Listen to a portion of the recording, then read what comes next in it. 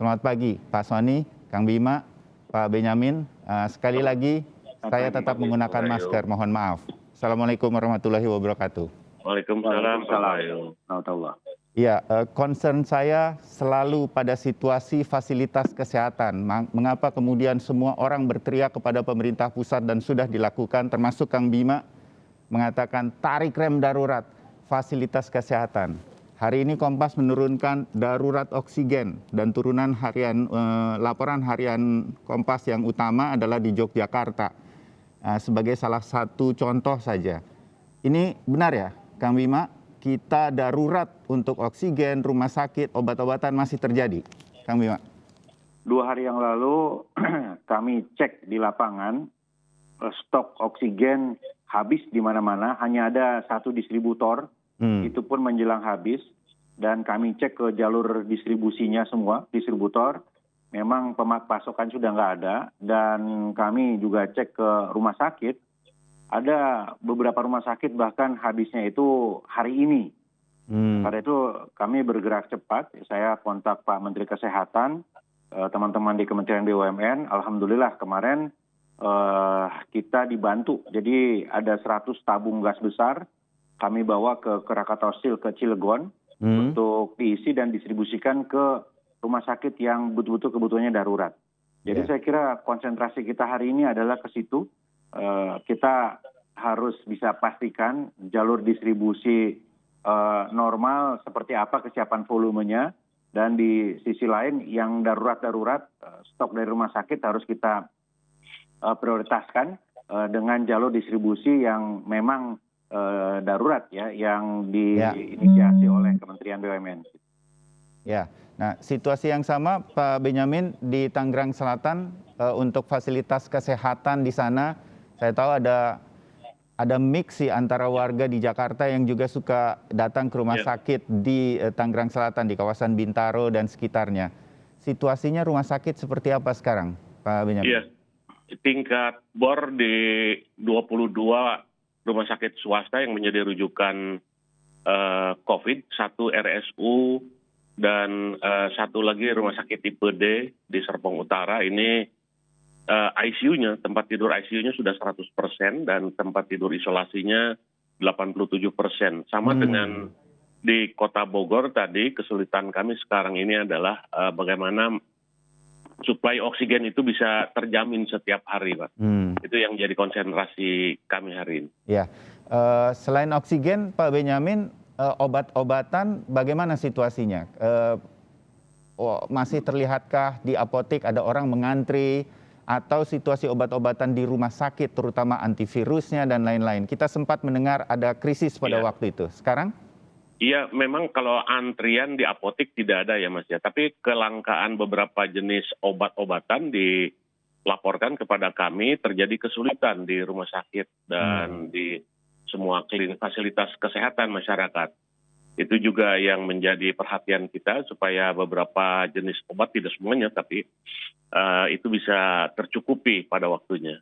Ya, jadi Pak Benyamin dan Kang Bima, lepas dari mungkin nanti perbincangan kita pagi hari ini didengarkan mudah-mudahan oleh banyak orang, orang masih berpikir mungkin di kepala kita, ini PPKM darurat kok masih rame di jalanan.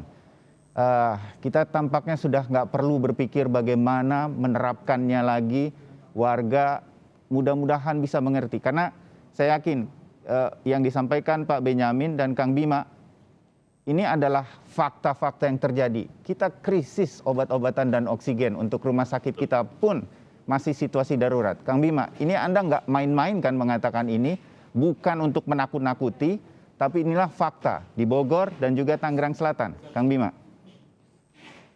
Nggak usah kita bicara banyak. Kira sekarang itu masih dekat kepada seluruh keluarga. Kepada seluruh keluarga. Jadi berita keluarga yang meninggal ketika isoman, kadang nggak dapat rumah sakit. Berita. Kang Bima, bisa diulangi lagi karena tadi agak sedikit ada gangguan komunikasi kita. Ya, jadi saya kira sekarang ini karena lingkarannya semakin besar, tidak usah kita peringatkan pun, berita buruk itu sampai ke keluarga bahwa ada setiap hari itu puluhan meninggal. di rumah, bukan di rumah sakit. Ada yang meninggalnya di ambulans begitu. Kemudian obat langka, gas langka. Nah, saya kira itu menjadi informasi yang harusnya sudah dikonsumsi sehari-hari ya. Tapi walaupun demikian, kita fight, kita totalitas. Saya bersama Pak Kapolres, Pak Dandim keliling terus. Ya. Jadi ada patroli siang, sore, malam, menyiapkan semua warga. Dan dari hari pertama pelaksanaan sudah kita berlakukan sanksi. Kita di restoran yang nakal, kita berlakukan denda, kalau 3 kali berturut-turut kita akan cabut. Sampai saat ini belum ada yang langgar dengan perlawanan ya yang bisa kena sanksi pidana, dan saya kira secara keseluruhan sebetulnya sudah jauh berkurang mobilitas warga. Ya, baik. Ya, Kang Bima, terima kasih. Jadi pada intinya Anda ingin menyampaikan, karena kalau saya tadi agak sedikit mendengar turun naik suara Kang Bima, tapi mudah-mudahan pemirsa Sapa Indonesia sebetulnya bisa mendengarkan dengan jelas. Inilah perhatian kita, inilah empati kita kepada semua pihak. Tidak cukup presiden, tidak cukup para menteri, tidak cukup para kepala daerah.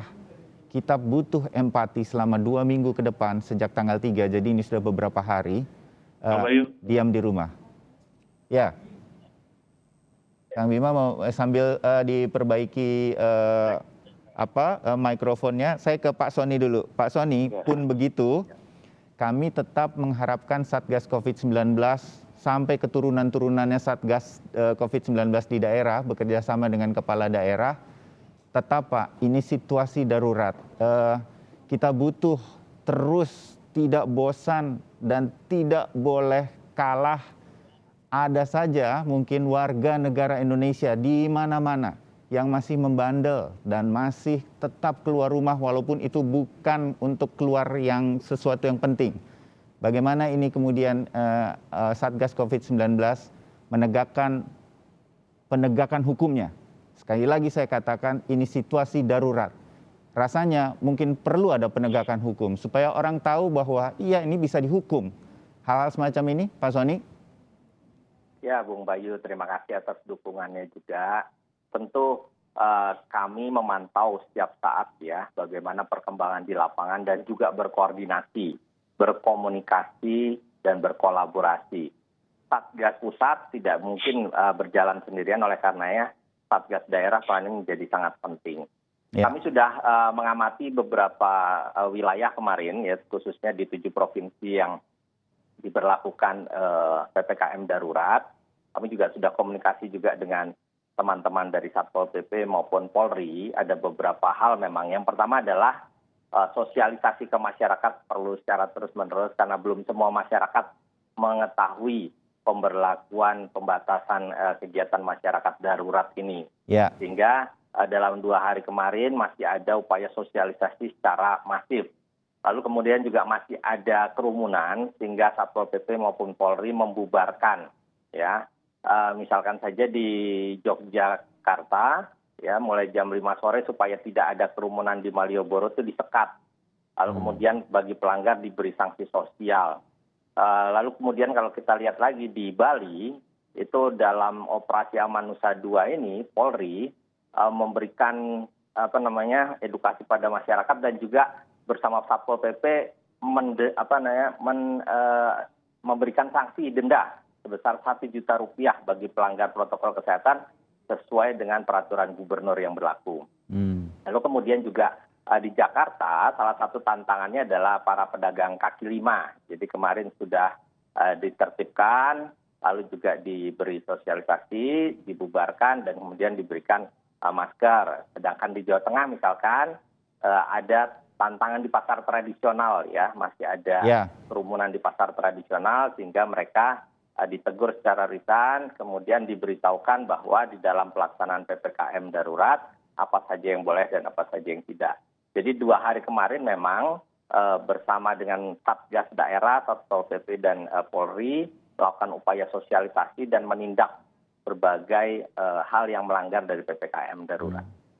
Ya, Pak Benyamin, di Tangerang Selatan dalam beberapa hari, terutama Sabtu Minggu sejak dimulai dari tanggal 3 dan tanggal 4, Bintaro ini udah seperti salah satu titik berolahraganya bukan hanya warga Bintaro itu yang namanya Bintaro Loop, ya kan Pak Benyamin? Ya. Apa saja kendala-kendalanya dalam akhir pekan kemarin? Apakah sekalian sosialisasi lagi? Masih banyak yang melanggar, masih banyak yang saya nggak tahu deh, pura-pura nggak tahu atau emang beneran nggak tahu? Bagaimana juga tuh mereka belum tahu bahwa kita sedang menerapkan PPKM darurat? Pak Benyamin, kendalanya di lapangan. Iya, sejak tanggal 3 sampai dengan hari ini, 3 hari ke depan itu memang kami 50% sosialisasi, kemudian 50% lagi penindakan. Halo, suara saya masuk ya Mas ya? Masuk, jelas. Kemudian, jadi memang yang seperti berolahraga itu kan sudah tidak boleh lagi. Kita bubarkan Pak, kita bubarkan. Memang mereka mengaku banyak yang belum mengetahui peraturan tersebut, tapi bagaimanapun juga tahu atau tidak tahu karena ini sudah merupakan kondisi darurat, kita bubarkan kerumunan-kerumunan termasuk yang berolahraga bersepeda. Bukan saja di Bintaro Mas, di beberapa area di Tangerang Selatan juga kita perlakukan hal yang sama. Demikian juga dengan yang senam pagi itu masih hari Minggu kemarin ada beberapa kegiatan, yaitu juga sama kami bubarkan seperti demikian saja. Iya. Ada sanksi Pak Wali Kota, kalau Jakarta Pak Anies Baswedan dan Pak Ahmad Riza Patria mengatakan kalau masih ada yang bandel sepedanya akan disita dulu. Hal semacam ini saya tidak ingin itu terjadi, tetapi hal semacam ini mungkin perlu agar masyarakat kemudian tahu. Sekali lagi saya ulang-ulang, kita sedang PPKM darurat. Mengapa darurat? Karena kita sedang bertaruh nyawa dengan COVID-19 saat ini. Apakah ini akan dilakukan juga kalau masih ada warga dari kawasan Tangerang Selatan atau bahkan sedikit-sedikit dari Jakarta? Karena saya pun beberapa kali Bintaro Loop tuh, Bintaro sampai ke Alam Sutra. Tapi kali ini kita harus berempati untuk para dokter, para nakes yang sedang berjuang. Kita harus stop ini dulu. Kalau masih ada yang melanggar, apakah ini kemudian ada sanksi-sanksi, bukan hanya dilarang dan lain-lain. Mungkin itu perlu, Pak Benyamin? Betul Pak. Kami Forkompimda bersama dengan teman-teman camat dan lain sebagainya sudah membahas hal tersebut. Apa yang ada di dalam instruksi Menteri Dalam Negeri terkait dengan sanksi tersebut akan kita terapkan.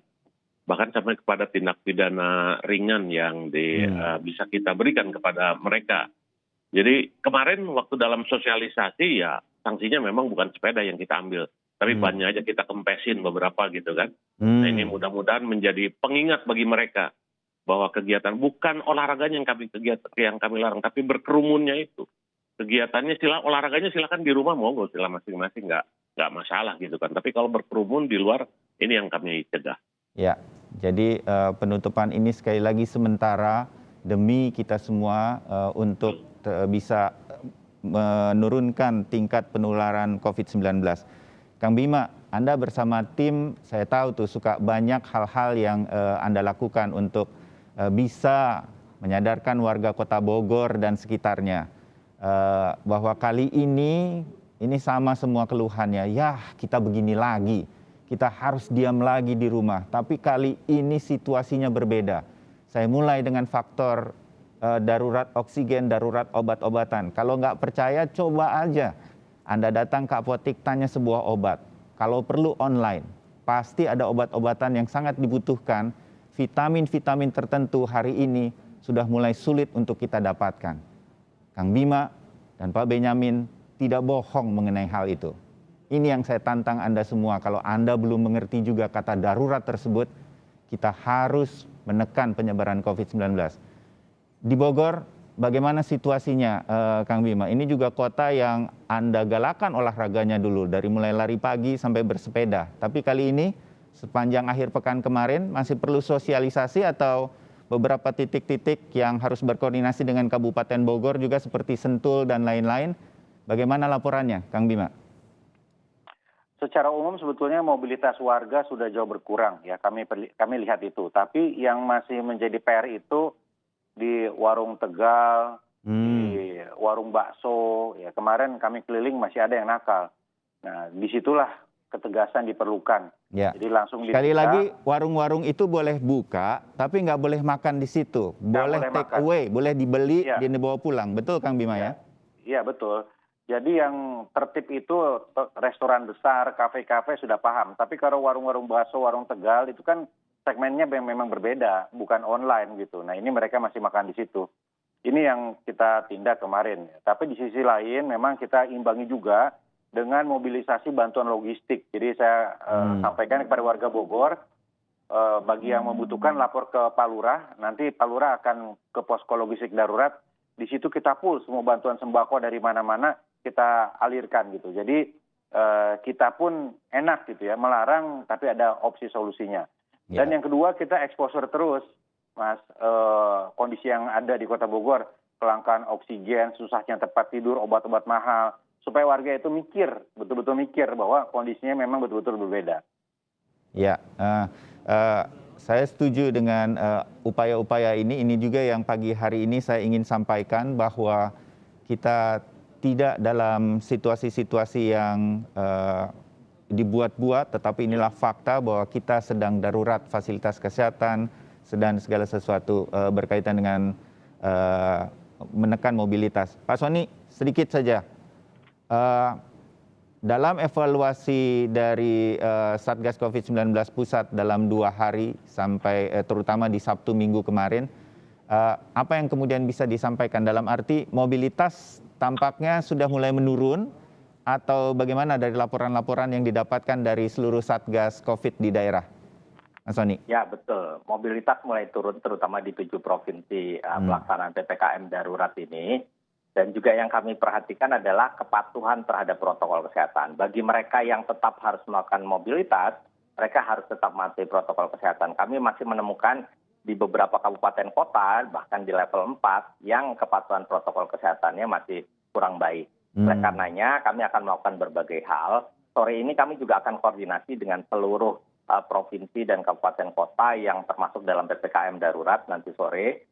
Ada beberapa strategi yang kami lakukan. Yang pertama adalah meningkatkan penegakan protokol kesehatan melalui operasi justisi dan patroli. Kami juga sudah koordinasi dengan Satpol PP. Pagi ini kami akan koordinasi dengan Satpol PP seluruh wilayah PPKM darurat ini. Lalu kemudian juga bersama polisi. Yang kedua adalah kami akan melakukan kampanye protokol kesehatan secara masif. Memang komunikasi risikonya akan kami tingkatkan ya, pesan-pesannya lebih keras dan tegas seperti yang sudah dilakukan oleh teman-teman di daerah juga. Lalu kemudian yang ketiga kami melakukan pergerakan lapangan. Jadi dalam 3 minggu ke depan kami akan melakukan pergerakan lapangan untuk mengedukasi sekaligus juga untuk mendorong disiplin kepatuhan protokol kesehatan bukan hanya di level individu loh, Bung Bayu, tapi juga di level institusi. Karena institusi ini kepatuhan protokol kesehatannya turun dalam beberapa bulan terakhir. Dan yang keempat, untuk menguatkan di level komunitas ini, posko desa, posko kelurahan dalam pelaksanaan PPKM Mikro yang selama ini sudah ada, itu kami perkuat. Sehingga pembatasan mobilitas dan penegakan disiplin protokol kesehatan juga sudah dilakukan sejak dari level komunitas. Ya. Saya kira demikian. Baik, mudah-mudahan ini semua berjalan secara perlahan tapi pasti. Kita memang masih beberapa hari. Saya jeda dulu. Kang Bima, Pak Benyamin, dan Mas Sony tetap bersama saya untuk terus melaporkan mengenai penerapan PPKM darurat dan menghimbau Anda semua yang mendengarkan pada pagi hari ini. Kita berdiam diri di rumah sampai tanggal 20 Juli, menyelamatkan Indonesia. Kami segera kembali. Pak Benyamin, apalagi sebetulnya yang bisa diupayakan? Kalau boleh saya menyampaikan beberapa fakta melihat di berita-berita online selama akhir pekan. Begitu ada penyekatan, saya mencatatnya di sini di Jalan Bintaro Sektor 3 yang berbatasan dengan Jakarta. Itu kemarin diterabas-terabas dengan melawan arah begitu. Petugas di sana agak kewalahan juga. Nah, hal semacam ini, ini masih tahap-tahap pertama, tapi ini akan lebih ketat lagi, akan lebih banyak sosialisasi. Saya tahu ini butuh waktu, tetapi kita nggak punya banyak waktu sayangnya. Mudah-mudahan warga di Bintaro, warga di Bogor, warga di Jakarta, dengarkan ini semua, kita nggak punya banyak waktu. sudah banyak yang meninggal dunia. Angkanya sudah mendekati angka kesembuhan. Yang terpapar sudah berkali lipat dari yang bisa sembuh. Bagaimana ini tidak dilihat sebagai sebuah data bagi kita semua. Maka kata-kata darurat begitu penting. Diam di rumah. Pak Benyamin, upaya-upaya apa? Saya yakin ini butuh kesabaran dari semua petugas di lapangan. Saya menghimbau pagi hari ini agar masyarakat bisa mengerti daruratnya situasi kita.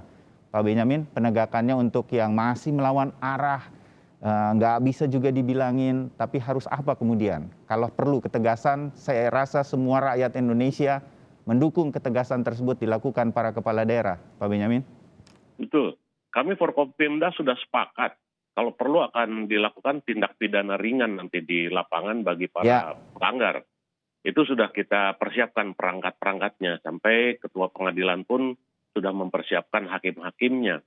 Jadi gimana nggak harus disiplin, Mas Bayu? 5 hari di bulan Juli ini saja sudah 162 warga Tangsel yang wafat karena COVID, terkonfirmasi positif COVID. 162. Ya. Bulan Juni kemarin 297, sementara bulan Mei sebelumnya hanya 47. Kenaikannya luar biasa. Per hari kemarin yang terkonfirmasi positif, temuan kasus kita 124 satu hari kemarin. Jadi kami minta kesadaran warga ya untuk mematuhi protokol kesehatan. Jangan kemana-mana, diam di rumah kecuali untuk hal-hal yang diatur di dalam Instruksi Menteri Dalam Negeri nomor 15 tahun 2021. Mungkin itu bisa dilakukan, tapi untuk yang lain-lain sudah alasan apapun sekarang lebih hargai kesehatan kita, bahkan lebih hargai nyawa kita. Ya. Ini yang kami harapkan dari seluruh komponen warga masyarakat, dan ini perlu peran serta semua pihak. Sosialisasi bukan kami saja yang melakukan.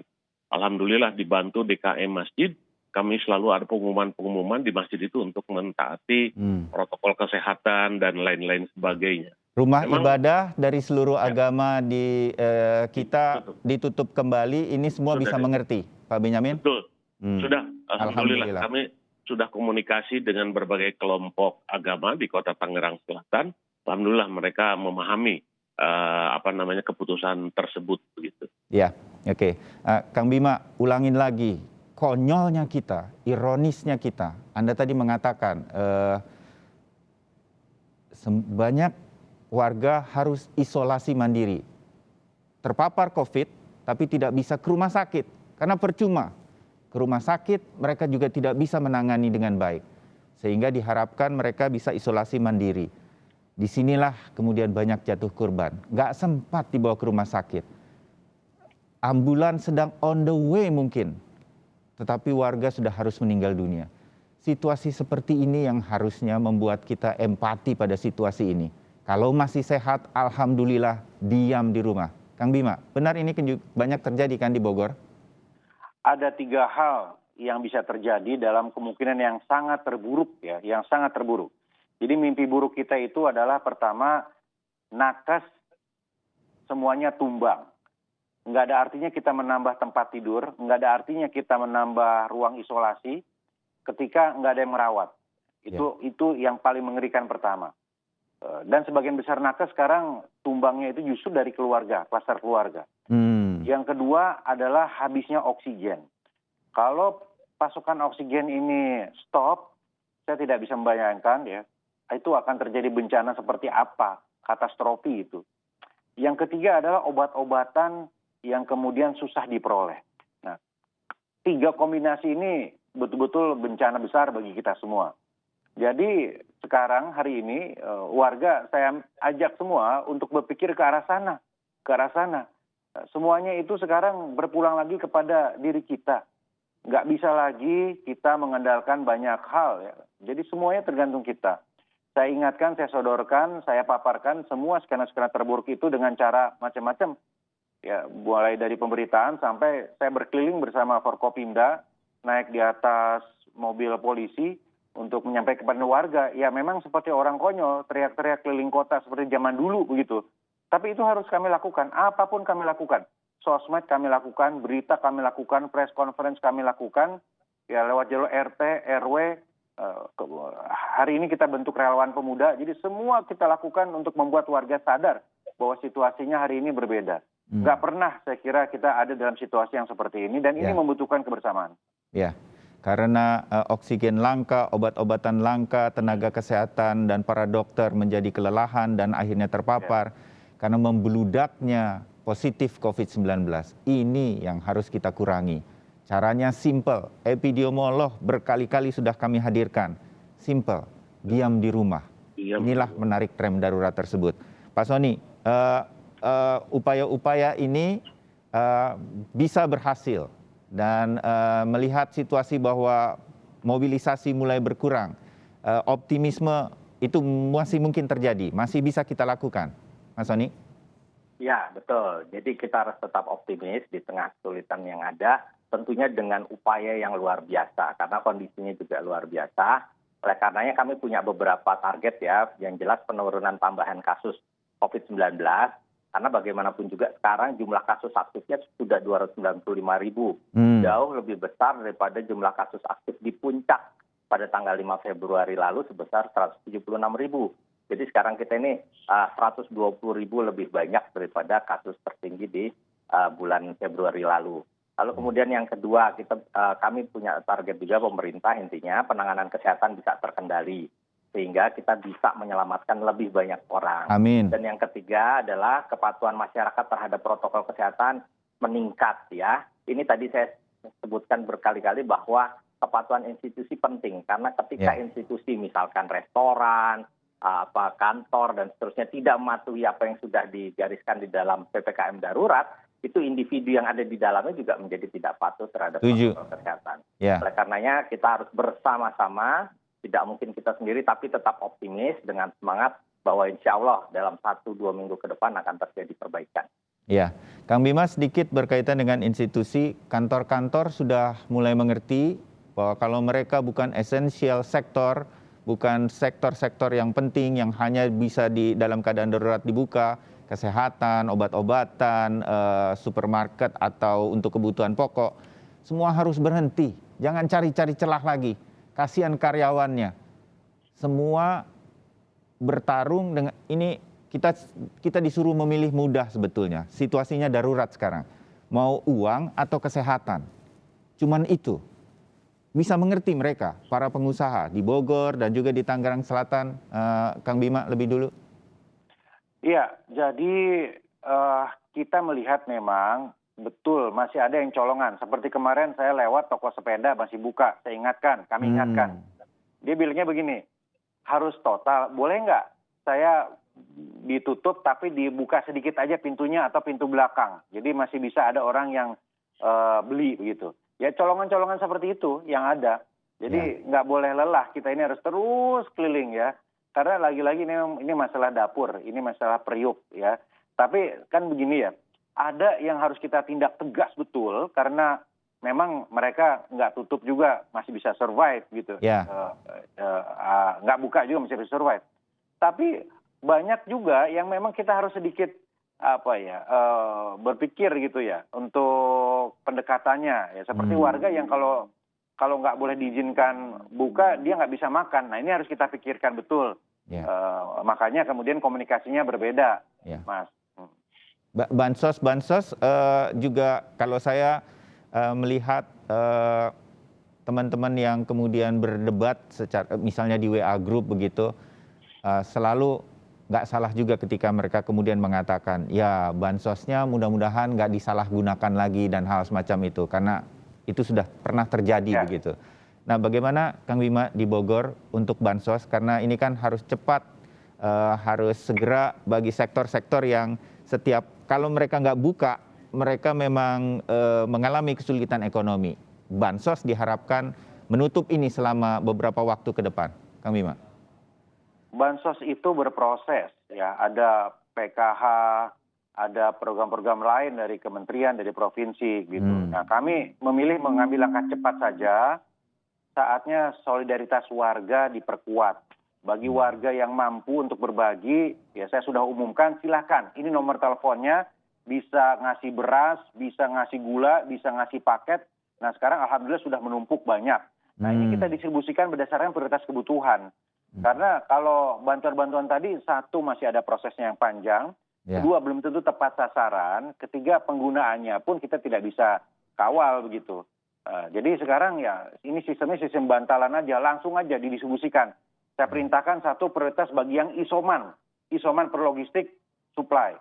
Yang kedua adalah warga duafa yang kalau nggak kerja dia nggak makan. Nah ini aja, dua ini yang betul-betul hari-hari ini kita prioritaskan. Oke, ya. Pak Benyamin, situasi-situasi darurat seperti ini masih bisa terus diatasi dan terus untuk melakukan himbauan atau sosialisasi di Tangerang Selatan? Ya, memang terus kita lakukan. Sama dengan Kang Bima tadi di Kota Bogor, kami juga berpikir mencoba memfasilitasi bagi masyarakat yang kemudian ekonominya tidak berputar karena protokol kesehatan yang kami tegakkan secara ketat ini. Melalui bantuan sosial kami minta juga kepada CSR dari berbagai pihak ketiga pelaku usaha ya. Oh, oke. Ya, dan ini sekarang sedang berproses. Selain kami juga tentunya tetap berharap bansos-bansos dari Kementerian Sosial dan dari Provinsi Banten, Jamsos Ratu dan sebagainya itu bisa disalurkan secara cepat dan tepat waktu. Ini yang juga akan menambah keyakinan masyarakat bahwa kalau disiplin, kalau mereka di rumah, mereka akan tetap bisa berkegiatan atau makan lah kira-kira begitu. Yeah. Ini yang kami tegakkan. Tapi bagaimanapun semuanya kembali kepada disiplin individu. Jangan kemana-mana, udah di rumah pun kalau perlu diterapkan protokol kesehatan secara ketat. Yeah. Seperti demikian. Karena 580 tenaga kesehatan kami di RSU dan di Puskesmas sudah sangat kelelahan, Mas. Belum lagi yang terpapar. Sudah hampir 100 tenaga kesehatan kami yang terpapar COVID. Bahkan kepala bidang kami sampai wafat karena COVID ini juga gitu. Pejuang-pejuang kami semakin berkurang saat ini. Jadi yang kami butuhkan sekarang ini adalah kesadaran individu dan kesadaran kolektif dari masyarakat untuk diam di rumah saja udah. Mau apa lagi gitu kan. Itu aja Mas Bayu. Oke. Pak Sony, beberapa teman saya pagi hari ini tinggal di Depok ingin menuju ke Kompas TV. Mereka terkena sekat dan belum bisa diperbolehkan untuk menembusnya, walaupun sudah membawa surat tugas. Hal ini menunjukkan bahwa situasi penyekatan memang cukup ketat sekarang dilakukan. Saya rasa ini lebih baik. Pak Sony, situasi-situasi penyekatan seperti ini kita sampaikan kepada publik. Selama sampai tanggal 20, ini akan terjadi. Ini mungkin tidak mengenakan, tapi inilah yang harus dilakukan dan harus dimengerti. Hanya sektor-sektor penting yang esensial yang boleh keluar rumah. Ini yang tidak boleh kita capek untuk menyampaikannya. Begitu Pak Sony? Ya betul Bung Bayu. Jadi memang akan ada pembatasan mobilitas secara ketat ya, pembatasan aktivitas secara ketat dan juga peningkatan disiplin protokol kesehatan. Dan betul-betul kalau kita bisa mengendalikan mobilitas, mengingat bahwa penularan ini sangat dipengaruhi oleh tingginya mobilitas penduduk, itu akan sangat mengurangi laju penularan. Nah, salah satunya adalah kemarin sudah koordinasi juga dengan teman-teman di Polri, penyekatan-penyekatan akan dilakukan di berbagai kota, khususnya di wilayah-wilayah yang merupakan pusat keramaian atau kerumunan selama ini.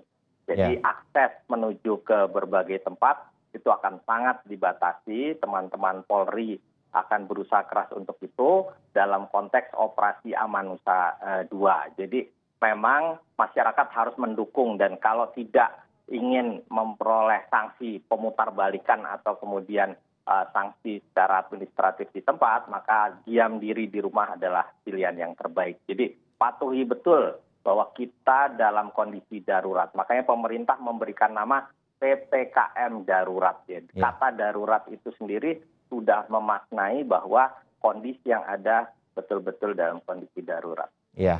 Ada sesuatu yang tidak mengenakan harus kita jalani lagi, tapi ini darurat dan penting kita lakukan untuk menekan jumlah pasien di rumah sakit supaya bisa segera menurun dalam beberapa waktu ke depan. Diam di rumah, ekonomi mungkin akan sedikit terjadi gangguan terlebih dahulu, terutama untuk saudara-saudara kita di sektor yang kalau nggak buka warungnya mereka tidak makan, tapi bantuan-bantuan akan segera hadir, bersabar. Dan inilah bagian dari upaya kita untuk menekan penyebaran COVID-19. Pak Sony Harmadi, Kang Bima Arya, dan Pak Benyamin Daphni terutama sehat-sehat terus. Selamat bertugas, kita sama-sama membawa Indonesia bisa melawan pandemi kali ini sekarang dan seterusnya. Ini titik kita untuk bisa melawan pandemi COVID-19. Kita berdiam diri di rumah sambil terus diawasi penegakan atau menerapkan PPKM darurat ini kepada saudara-saudara kita di seluruh Indonesia. Terima kasih untuk perbincangan pagi hari ini. Assalamualaikum warahmatullahi wabarakatuh.